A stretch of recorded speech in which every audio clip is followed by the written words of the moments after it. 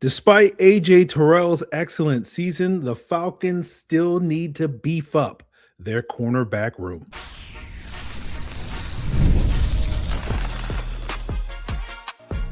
You are Locked On Falcons, your daily Atlanta Falcons podcast.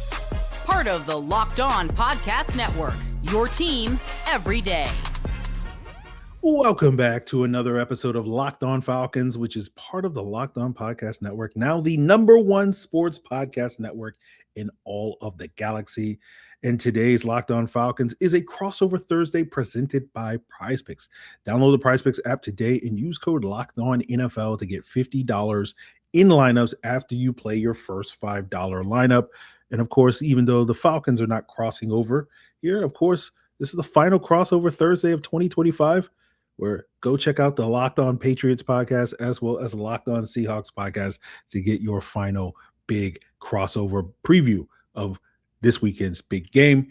But if you don't know me, I'm your humble host, Aaron Freeman, slumming it here on Locked On Falcons. Been covering the Atlanta Falcons for 2 decades, formerly at FalcFans.com, RIP, still going strong as the humble host of Locked On Falcons, your daily Atlanta Falcons podcast. And on today's daily Atlanta Falcons podcast, we're going to be breaking down our positional reviews, continuing with the cornerback position, talking about AJ Terrell's solid year, why the Falcons still don't have answers at cornerback 2, whether Billy Bowman's injury is going to wreck their plans, their vision for what the nickel cornerback position is going to look like moving forward. And as I teased on yesterday's episode, we'll talk a little bit about, Ian Cunningham's connection, the Falcons' new general manager, to the Senior Bowl, and if we'll continue to see a pipeline of future Falcons playing in Mobile last week. But, talking about the cornerback position, let's start. AJ Terrell had an excellent year. I think this 2025 season is in the running for his second best season after that 2021 season where he was arguably the best cornerback in the league that year. And, he did have some struggles late in the year. It was an up and down performance against Tetaiora McMillan in week 11. Rough second half against Jackson Smith and Jigba in week 14. And then we had the Tampa Hold'em game on Thursday night in week 15. But overall, that amounts to about 10 quarters of questionable play from AJ this year. And that's about 15% of his snaps this past season, which means about 85% of the time AJ Terrell was lights out. He had a great week 1 against Mike Evans and the Bucs. One of his best against that particular matchup that we've seen.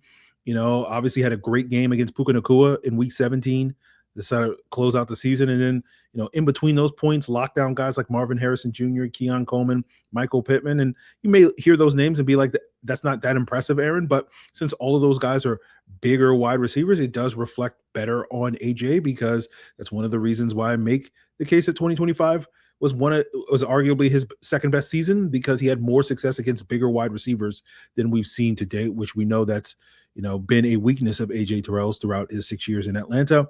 I'm not going to go on my full rant, but I just don't think AJ Terrell gets enough love from certain corners of the fan base. Now, it may only represent like 10% of the fan base, but that is a very vocal and loud 10% that are always constantly calling him overpaid and overrated. And, I think the detractors always focus on that 15%, while I sit here and champion the 85%. And by no means is AJ Terrell perfect, but when you look across from him at that CB2 spot, it feels like complaining about his imperfections is really nitpicking. And that's coming from me, guys, a professional nitpicker. So, we've seen the revolving door of CB2s across from AJ Terrell these last 6 years. Mike Hughes is the first of that group, the current guy, to do it back-to-back years. But before him, it was Darqueze Dennard, Fabian Moreau, Casey Hayward, Jeff Okudah. You even can throw CJ Henderson in there at the end of the season due to Hughes' injury. And that includes 4 former first-round picks in Dennard, Okudah, Henderson, and Hughes. And when you look at their bodies of work, the best one of that group to me is still Jeff Okudah, who we got like 5 really good weeks of play from him at the beginning of the 2023 season before it kind of fell apart for him. And that amounted to about 35% of his snaps in that particular season. And everybody else that I just rattled off is basically has a lower number. And so you compare that 35% to the 85% that AJ Terrell has, it really indicates how effective AJ Terrell is. And so I bring that up just to say that, finding a corner of AJ's caliber is not easy. Including with first round picks. And so I would just say, don't take this man for granted. right? Just because he's not number one or number two in your personal cornerback ratings. But, as we've been discussing, the big issue for the Falcons at this cornerback position is that CB2 spot, which has been a revolving door and problem area for the last 6 years. The Falcons have been trying it with Band-Aids. I feel like the cornerback 2 position kind of got away. Like, it would have been, we would look at it much worse if not for the injury luck that the Falcons benefited from this year, where we talked about this in season, but the Falcons dodged a number of bullets in terms of opposing wide receivers missing games against the Falcons. Chris Godwin in week 1, Jordan Addison in week 2, Terry McLaurin in week 4, Brandon Ayuk, Tyreek Hill, Rashid Shaheed got traded from the Saints before that week 12 matchup. We didn't see Garrett Wilson or Devontae Adams in the latter part of the season.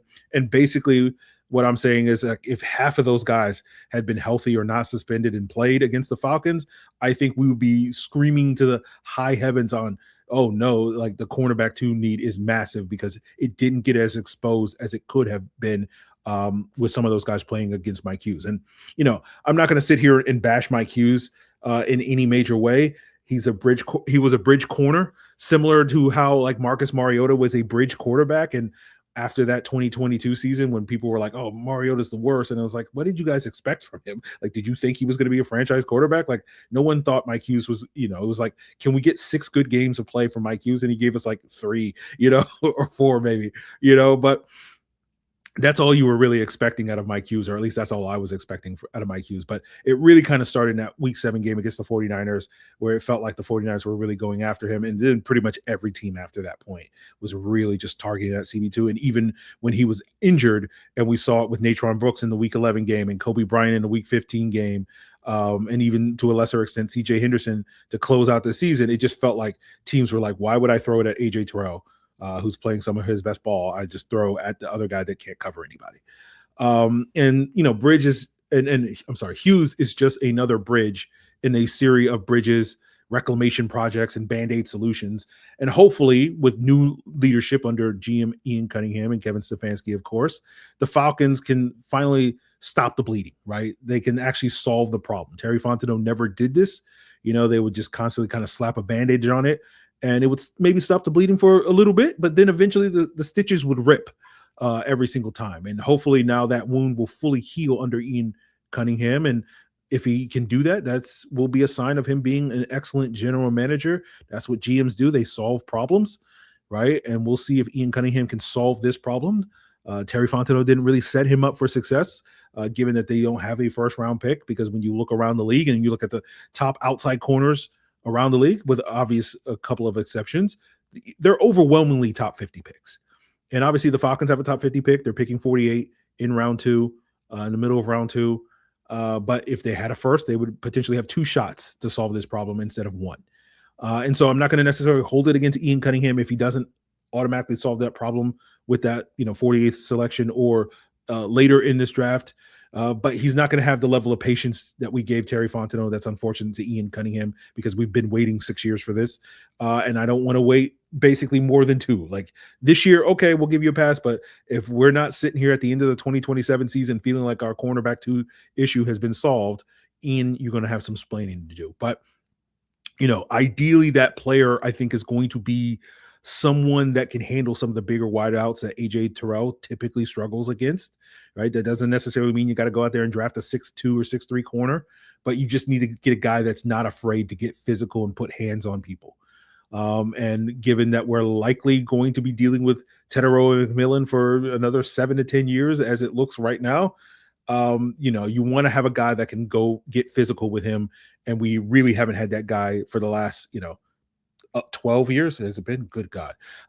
With Mike Evans, right? And we've been missing that player with Mike Evans, and I don't want to go through another dozen years of watching another 6'4" plus wide receiver just dominate our secondary. So, we play in a division with Mike Evans and Tetaiora and McMillan. We play in a conference, and we'll see how long this lasts, maybe a couple more weeks, that also has AJ Brown in it.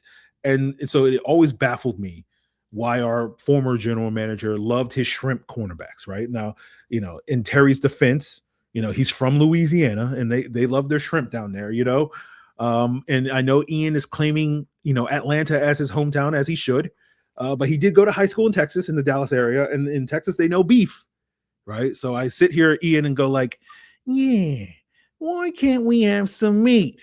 You know? So hopefully, Ian, we can put meat back on the menu, boys. So speaking of shrimps, let's talk about the Falcons' nickel cornerback position. They had a vision that Billy Bowman would be their answer there, but does his Achilles injury completely upset those plans? We'll break it down as we continue today's Locked On Falcons. So it's the last call for football on FanDuel. One final Sunday, one last kickoff for you guys, and it's your final chance to get in on this action before the NFL season officially comes to a close. It is Super Bowl 60, and FanDuel is going to make sure you're right in the middle of the action with this special offer that if you're a new customer, you can bet just $5. And if your bet wins, you'll get $200 in bonus bets. Again, just bet $5 and get $200 in bonus bets if you win, whether you're backing the favorite, which is the Seahawks, are favored by 4.5 points, the underdog, the Patriots, building that last same game parlay, or you just want to get on those sweet props. FanDuel's going to have it all. So make it count, because after the Super Bowl, the season is over. Last call for football on FanDuel, an official sportsbook partner of Super Bowl 60. Visit FanDuel.com to get started. And we know that finding a doctor that you actually like can feel like discovering a diamond in the rough, similar to the Falcons' search for a cornerback, right? You want to find someone that's in network, nearby, and with availability. You also want a doctor that really listens, makes you feel comfortable, explains things clearly, and helps you walk out feeling confident about your next step. And your diamond in the rough doctor does exist, and you can find them much easier with ZocDoc. It's a free app and website that's going to help you find and book high-quality in-network doctors so you can choose someone that you truly connect with more than 150 providers across all 50 states, covering over 200 specialties from primary care to dentistry, dermatology, eye care. ZocDoc is making it easy. You can see real-time availability and book instantly, so you don't have to worry about playing phone tag with doctors' offices. So stop putting off those doctor's appointments. Go to ZocDoc.com/LockedOnNFL and to find and instantly book a doctor that you love today. That's ZocDoc.com/LockedOnNFL. ZocDoc.com/LockedOnNFL. Thank you to ZocDoc for sponsoring this message. Now, continuing today's episode, want to plug the Everydayer Club. For those of you that are everydayers of this podcast that make it your first listen, we appreciate you. You are the reason why Locked On is #1 sports podcast network in all of the galaxy until those Zorbians come for our throne. But if you want to level up, right, and maybe we are giving you reasons to fight against the good fight against the Zorbians in the Locked On Podcast Network Discord, which you can find and get access to in the link in the description below at lockedonfalcons.supercast.com. $5 a month, $50 a year. You also get an ad-free version of Locked On Falcons, as well as other perks. So go check it out if you're looking to join the fight against the Zorbians. So talking about the nickel cornerback position, Billy Bowman was having a solid year until he suffered that torn Achilles in that Carolina game, right? A lot of bad things happened in the Carolina game, right? It's going to put him out for a couple of months, but he should be back ready to play around training camp sometime around there. It's like, it's not the same automatic 9-month recovery. Like, you can come back from Achilles and play in 6 months. The challenge is that you don't usually play as well as you did, right? We know this with the Kirk Cousins experience, right? It usually with an Achilles, it's not about your ability to come back and play. It's about your ability to come back and play well at the level that you were prior to the injury. Typically, that timeline is a year plus, right? A year in another half of a season, 18 months, whatever you want to do with the math. And so that's going to be the challenge with Billy Bowman. Now, hopefully that means that, he's going to start rounding into form by the end of the 2026 season, but it may be until we get to the middle of the 2027 season before we start to see the Billy Bowman that we saw pre-injury is really potentially going to be the case. So that's going to be the challenge. Now, you guys know I wasn't the world's biggest fan of Billy Bowman as a draft pick. The idea of Billy Bowman as the answer at the nickel cornerback position was not an idea that I was in love with. Again, I think he was solid for the most part. I sort of saw it as a situation similar to what we saw in Tampa Bay the last couple of years, where in 24 they drafted Tyke Smith, who was primarily a nickel at Georgia, and a lot of people projected him to be a safety in the NFL, and he was a plug-and-play starter for them at their nickel spot in 2024, had a solid rookie year, but they wound up moving him to safety this past year. From all accounts, he had a solid year again. And they wound up drafting a true nickel, I guess you could say, and a true cornerback in the case of Jacob Parrish this past year. And Parrish had a really solid rookie year as well. And it looks like the long-term answer at that position. And to me, that was kind of the best case scenario where it's like, okay, Billy Bowman's going to hold it down for a year, and then the Falcons going to get a real answer at that position in 2026. And essentially that belief is based off of the idea that cornerbacks in a Jacob Parrish type of player are better at doing cornerback things, playing cornerback as a nickel cornerback in the NFL than safeties are, right? And Bowman was always much more of a safety to me than a true corner, particularly from his experience in college and played more safety. He was a safety that dabbled at nickel in college at Oklahoma, while Smith was a nickel that dabbled as a safety in college. So, I questioned a little bit if Bowman would make a successful transition. I think, again, he was solid, but to me, still mostly that bridge option. And this injury potentially derails things. And it's notable to me because I think Dee Alford had a better year than Billy Bowman, filling in for him, right, and replacing him for most of the season. That based off of my charting, when just looking exclusively at the games where Alford primarily played nickel, looking at success rate allowed, where the higher number is a worse number, Bowman's success rate allowed was 47%, Alford was 42% as a nickel. Their forced incompletion rate, where a higher number is a better number, Bowman's was 7% and Alford was 11%.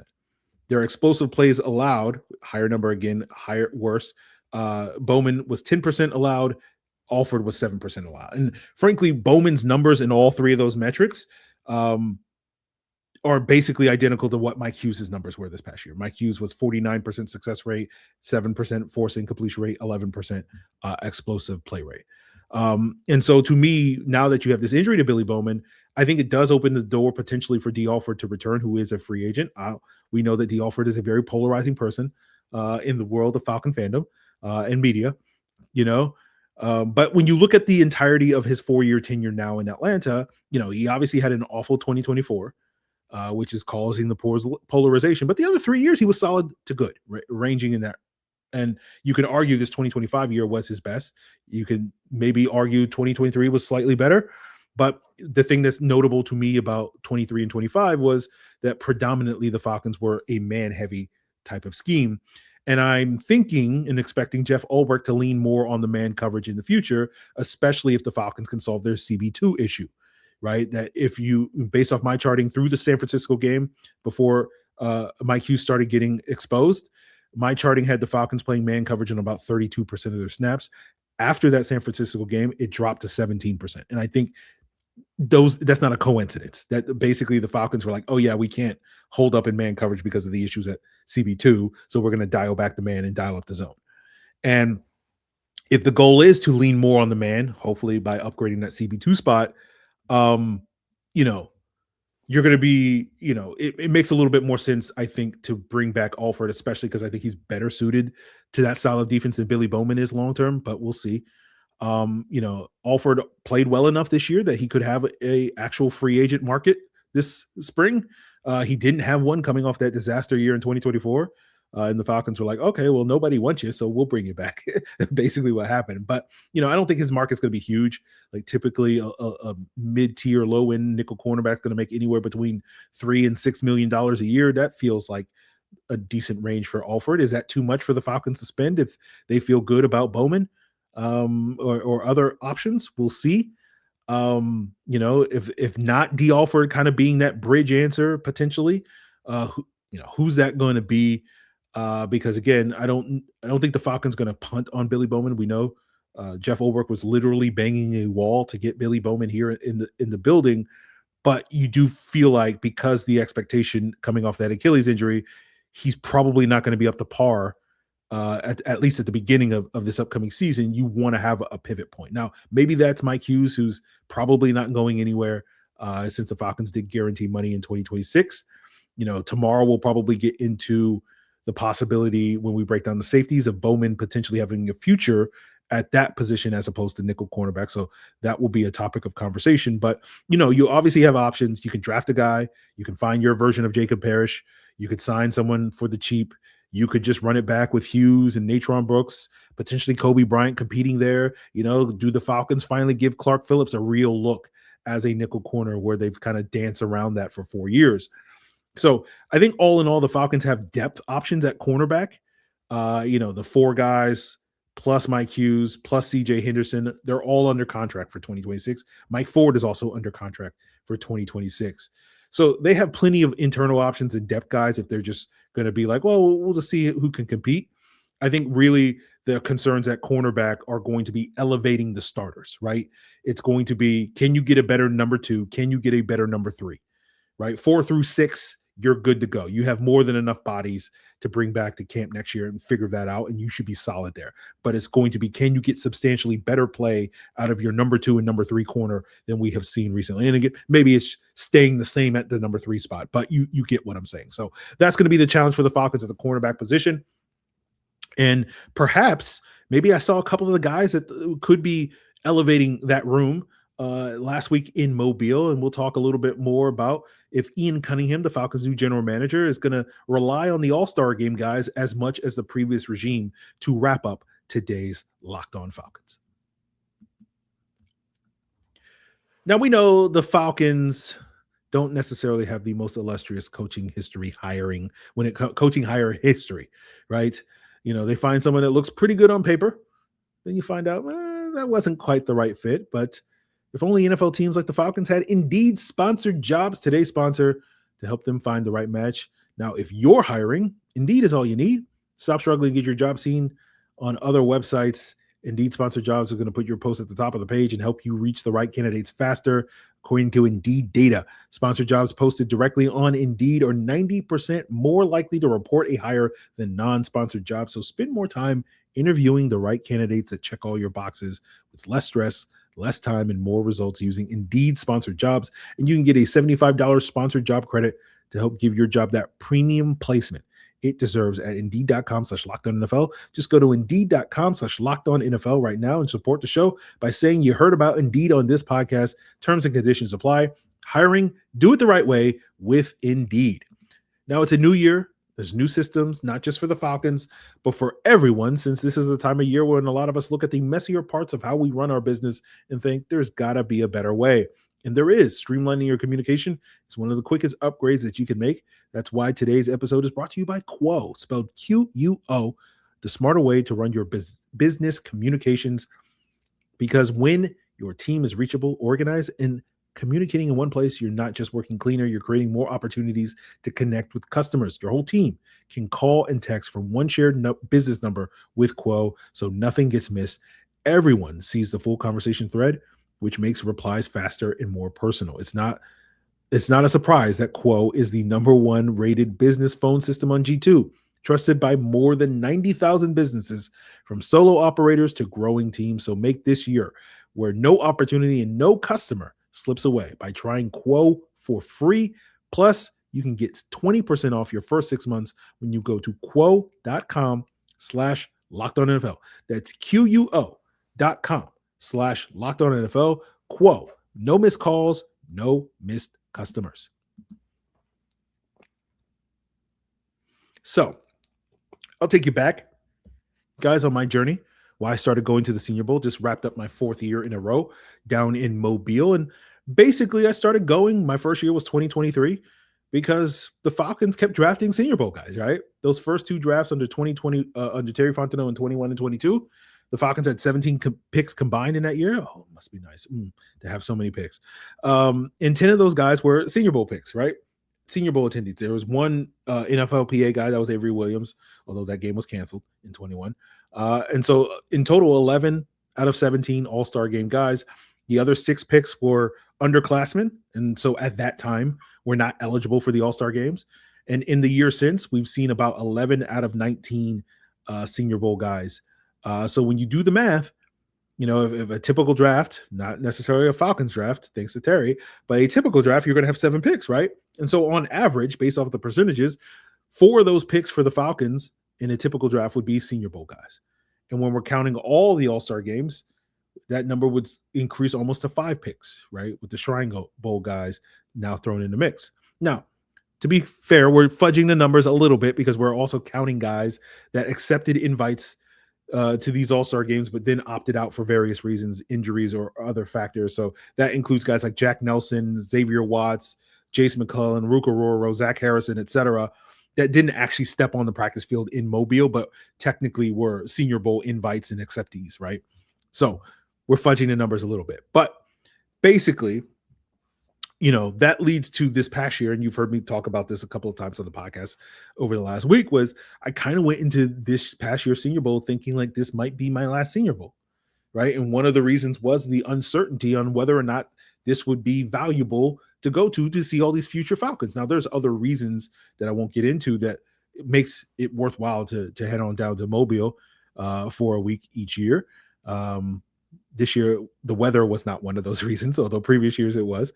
But the big selling point was always, I'm watching future Falcons. And so, the question, of course, is now that Ian Cunningham is the new general manager, are the Falcons going to be out on Senior Bowl guys? And the answer is probably not, at least based off of his tenure in Chicago, working with Ryan Poles during those 4 years there, where the Bears had a total of 34 picks across those 4 drafts that they were running, with Cunningham as, of course, the assistant GM to Poles' full-time GM. And about 13 of those picks, 38%, were Senior Bowl guys. 5 of those guys, about 15%, were Shrine Bowl guys. And 3%, were NFLPA guys. So all in all, 56% were all-star games guys, which is right below the Falcons number of, I think, was like 57, 58%. And notably, Cunningham and Ryan Poles' first draft in 2022 was the year where they relied the most on all-star game guys, where 8 out of 11 of the Bears picks that year were from the all-star games, about 73%. And then after that point, in the 3 years combined, it was about 48%. So roughly half of their draft picks after that point were Senior Bowl guys or all-star game guys. So, basically, if you do the math, that basically means that the Falcons have 5 picks. There's a decent chance that at least 2 of them we saw in Mobile this past week. And maybe 1 was in the Shrine game. We'll see.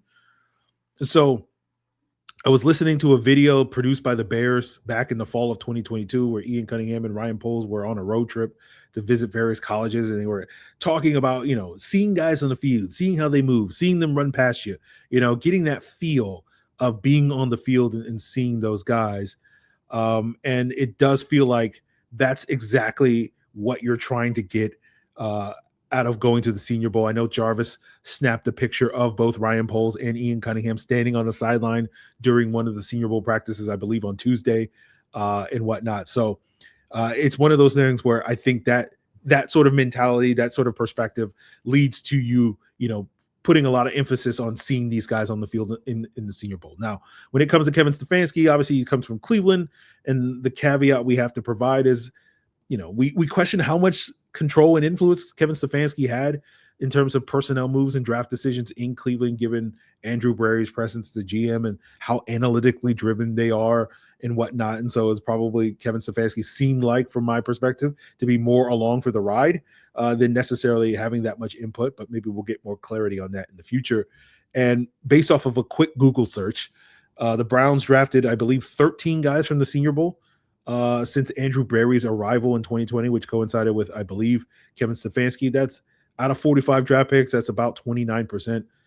So worth mentioning, but I don't think that number really matters, is basically the point. I think what the Bears and Ian Cunningham is probably more likely. And the reason why that, to make it clear, the reason why that number I think is higher the first year is just because, like, you're coming in late to the process, relatively speaking, as the general manager, being hired this week as opposed to being hired a month ago. And so there is some catch up. And so it does maybe put a little bit more emphasis on the guys that you saw with your own eyeballs on the practice field, as opposed to trusting in the work that the scouts had been doing for the previous 6 months in season as much. I think that's part of it.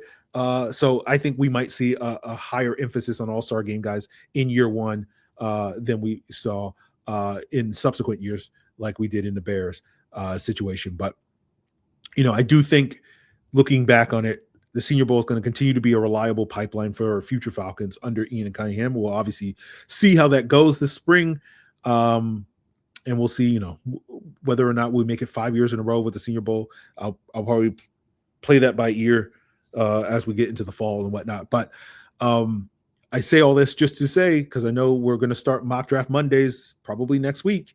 When you're doing your mock draft simulations, if you're looking for accuracy rather than just doing it for fun, throw 2 or 3 all-star game guys in those mock drafts, at least out of 5. I know some of you guys are going to do all the trade backs and wind up doing what Ian Cunningham talked about and getting 10 picks or whatever. And if that's the case, then throw 5 or 6 all-star game guys into that mock draft. So whatever you do, but just something to keep an eye on. If the goal is to go for accuracy as opposed to just like, let me do something crazy and wild, as so many of you guys do with the mock draft simulators. But, we'll see about that on mock draft Monday following the Super Bowl. But tomorrow we should get into our, I won't say final positional preview because we still got to do special teams, and you know how much it matters, but our final this week in safeties, as well as talk about trading Jesse Bates, which is seemingly picking up some steam since the Ian Cunningham presser, because everybody's like, oh, we got to get draft picks, and let's trade Jesse Bates. We'll break that down. As you guys will well know, given our feelings on monogamy here on the podcast, where we're going to fall on that particular subject. And I'm sure there's someone listening to this podcast for the first time, and appreciate you for lasting 31 minutes and giving us your listen. And they're like, what is this podcast about? But you'll tune in tomorrow. You'll get the gist of what that reference is. And then I think we'll also probably talk about what's the biggest thing that Kevin Stefanski needs to do in terms of his mission that he needs to accomplish. And, spoiler alert, it's figure out the quarterback situation, but we'll get into that as well on tomorrow, as well as break the safeties down as well. And then we'll see. I guess, we'll see if we can get Jarvis as well. So you might get 2 episodes tomorrow. Now I sit here and think about it. Yeah, that's the plan. We'll probably get 2 episodes tomorrow. So tune in for that. Or I don't know. We'll see. I got to figure out the schedule. You should get 2 more episodes this week is basically what I'm saying. I just don't know what order they're going to come in. So we'll see on that front. But I'll play that by ear as well. So that's what's in store for you on Locked On Falcons. Go check out Locked On Patriots and Locked On Seahawks for this final crossover Thursday as your second listen, in addition to Locked On NFL. Go check out the Everydayer Club and get all the perks there by hitting that link in the description below. $5 a month or $50 a year. And you can get that Discord access and find out our secret plan to overtake the Zorbians to make sure that they do not come for our throne as the #1 sports podcast network in the galaxy. It's all part of Locked On Podcast Network, your team every day.